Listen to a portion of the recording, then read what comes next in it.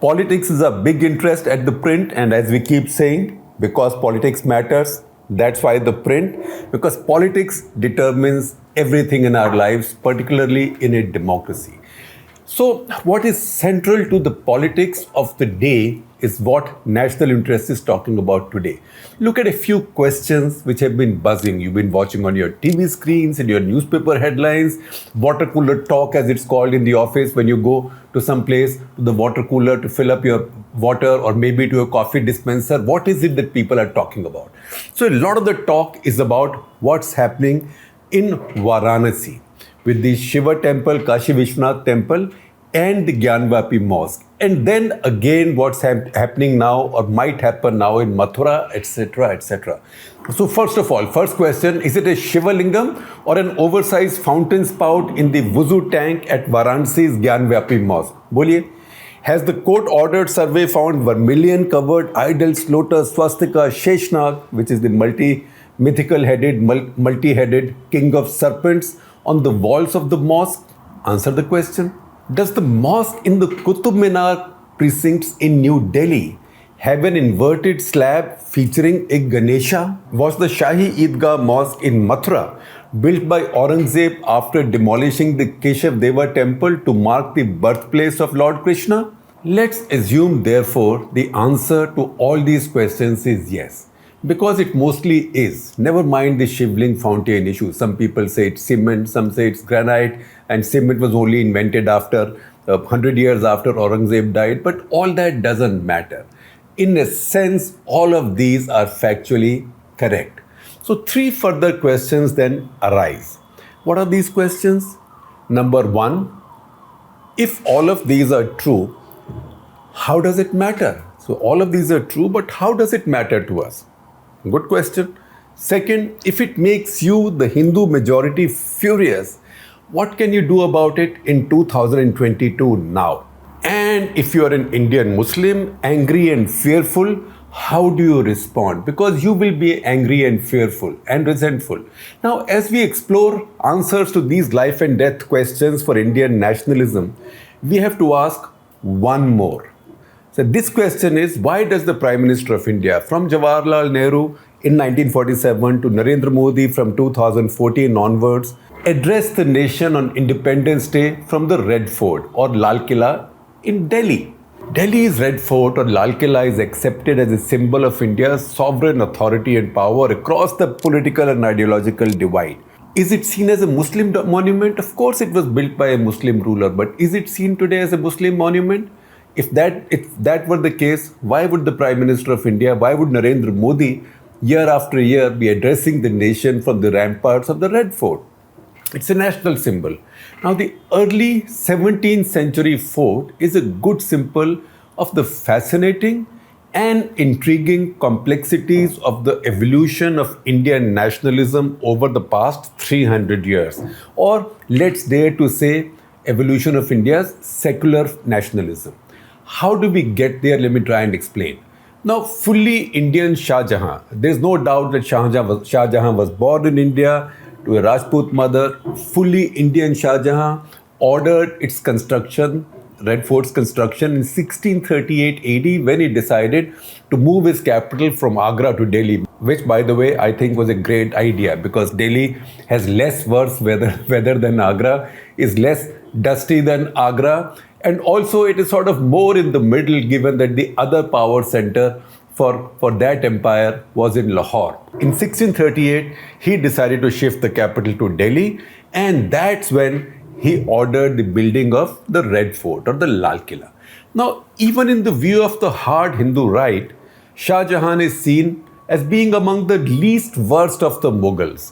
He was also a victim of his quote-unquote evil son Aurangzeb, who killed his brother, that is Shah Jahan's favored son Dara Shikoh, and also Shah Jahan's preferred successor. So usko maar ke, that is how Aurangzeb took over power and jailed his father as well. He imprisoned his father, who he dismissed as decadent, lazy, addicted to various things which were un-Islamic, things of enjoyment, which Aurangzeb disapproved of. Now, as we know, nothing is simple with our history. It was this less worse Shah Jahan who, by the way, ordered the destruction of the magnificent temples in Orcha because its ruler, Jujhar Singh, used to be loyal to him. He had now rebelled. There's a footnote there. The prince he sent on that punitive raid to Orcha was Aurangzeb, no other. Horses for courses, you see. If the Mughals are seen as foreigners by some wise people today, the first sacking of the Red Fort was actually carried out by a genuinely foreign Muslim invader.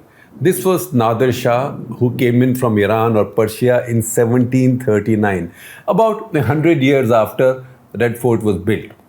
The Mughal Empire was by now in vertical decline.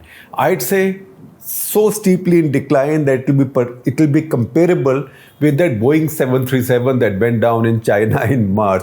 And apparently, for some similar reasons, like seemingly for the Chinese pilots, the Mughal descendants of Aurangzeb were also often suicidal, and they were then crashing their own empire.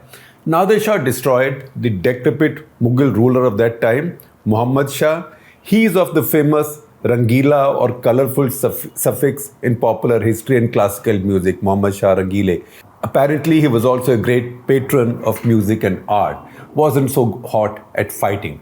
So Nadir Shah, after defeating him, destroyed large parts of the Red Fort, carted away most of its wealth, and most importantly, the Peacock Throne. Why did he do so? Red Fort wasn't a Hindu monument, nor housed a temple. It housed a mosque, in fact. Aurangzeb's one contribution to Red Fort was that he built the Mandir-Masjid there. Among the very few things of any lasting value that Aurangzeb may have built. So it did not house a temple. It wasn't a Hindu place of worship. Why would Nadir Shah treat it so rudely? Because it was a symbol of the once great Indian empire's sovereign power. It was a Mughal empire, it was a Muslim empire, but he had to demonstrate that he had destroyed that power. That is how medieval conquerors flaunted their victories. He, that is Nadir Shah, even as a fellow Muslim conqueror, had to sack it in style typical of medieval marauders. That's why he had to take away its Mughal throne. Now, next time the Red Fort was sacked, it was sacked not by other Muslim invaders or Hindus seeking revenge. It was now conquered by one of the warrior missiles, that is factions of the Sikhs. The legendary commanders of these missiles, that is Jassa Singh Ahluwalia, Jassa Singh Ramgarhia and Baghel Singh. They were hailed as heroes and are still hailed as heroes, not merely among the Sikhs. Jassa Singh Ahluwalia, in fact, is hailed as a national hero too. They led that venture. The Sikhs seized Red Fort. In fact, many people had harked back to that incident when the farmers' movement one day went out of control and rioters walked into the Red Fort and unfurled the Sikh religious flag there, and they said that is some 250 years after Jassa Singh Ahluwalia. So people talked about that. People say all kinds of things. In that case, the Sikhs returned with their sizable tribute because they were the victors, the privilege of basing a garrison in Delhi, and restored Red Fort and whatever was left of the throne to another Mughal weakling, just as Nadir Shah has done. Importantly, part of the deal for the Sikhs to leave the Red Fort and Delhi was the mandate to build 7 gurdwaras in the city. That is when Gurdwara Seesganj was built in Chandni Chowk, where Emperor Aurangzeb had the 9th Sikh Guru Tegh Bahadur beheaded. Now, religion was essential to medieval conquest. You can see that.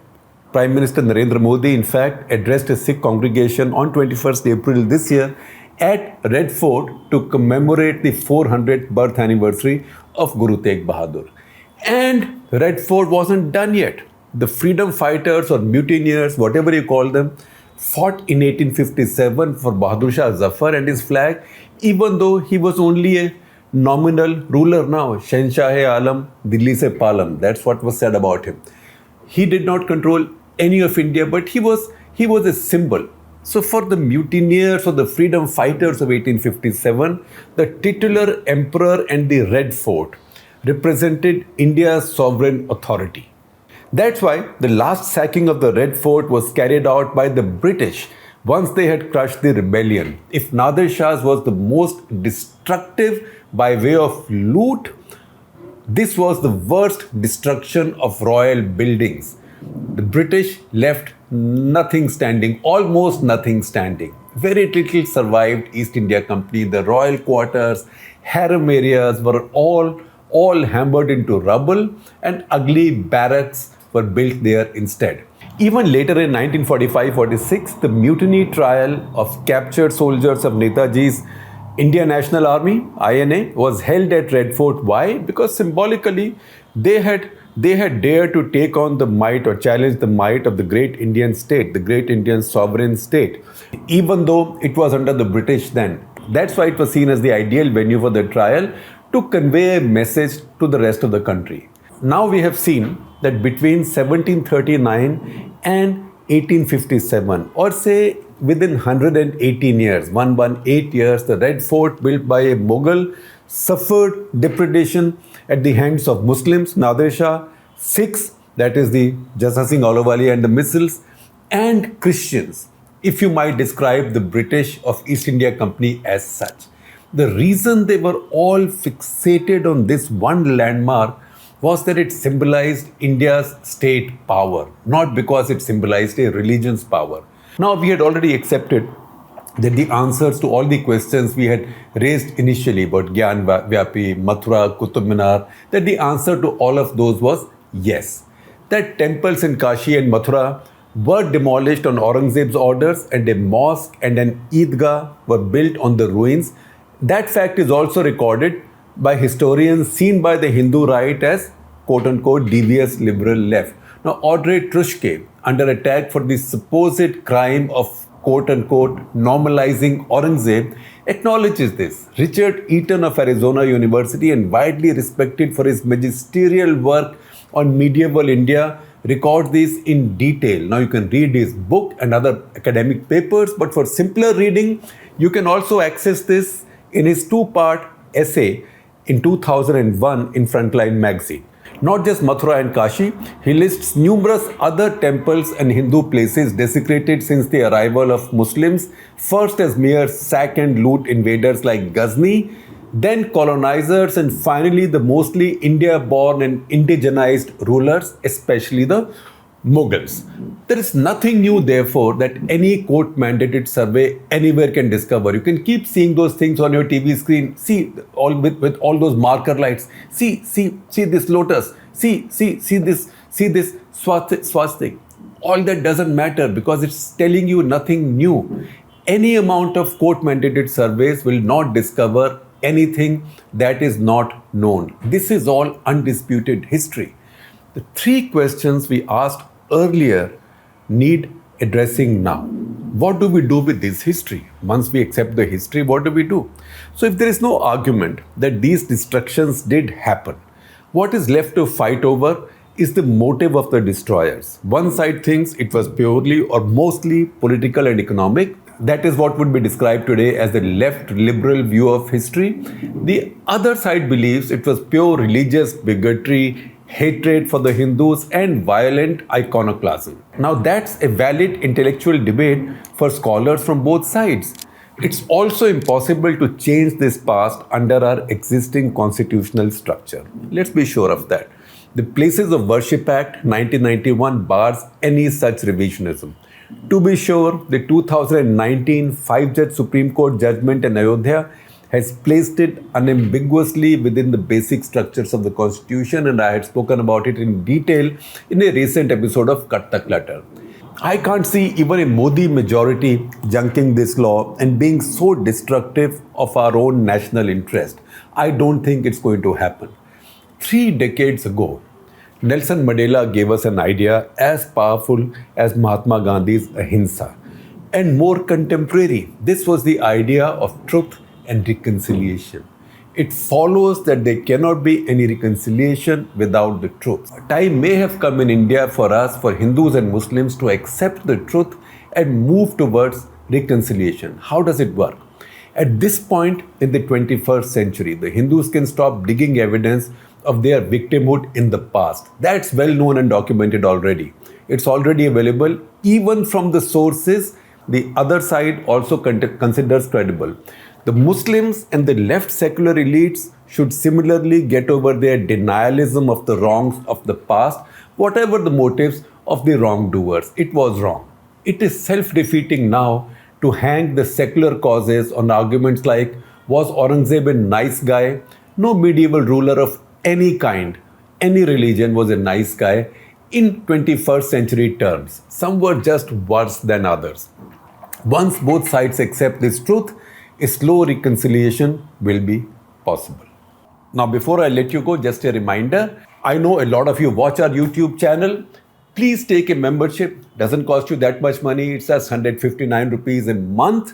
And there are many benefits in return for membership, which we keep listing, and some will be listed on your screen now. And one of these include the fact that when you respond to a video, the person who's hosting that video or who's featured in the video will answer any messages, any responses from you with great humility and with great gratitude. So please do take that membership.